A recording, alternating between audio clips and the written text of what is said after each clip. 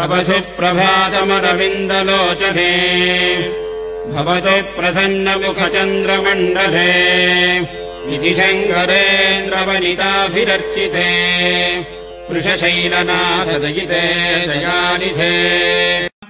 అమ్మవారిని వృషశైలనాథుని యొక్క వక్షస్థలమునందు నివసించేటటువంటి దయాస్వరూపిణి అయిన తల్లిగా ఆమెని సంబోధన చేస్తూ ఆమె యొక్క ముఖమండలాన్ని వర్ణన చేస్తూ ఆమె కన్నులను ఉపమానంతో పోలుస్తూ ఒక మాట అంటున్నారు.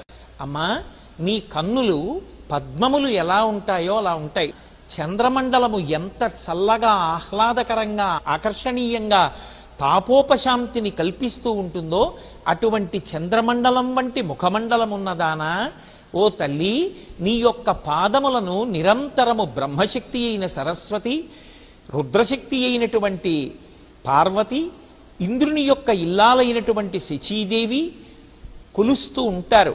అటువంటి ముగ్గురు అమ్మల చేత పూజింపబడేటటువంటి పాద పద్మములు కలిగినటువంటి దానా ఓ తల్లి, మా యొక్క కోర్కెలను ఈడేర్చడం కోసం నిద్ర లేచెదవుగాక, నీకు శుభోదయమగుగాక అని ఈ శ్లోకంలో అమ్మవారికి సుప్రభాతం పలుకుతున్నారు.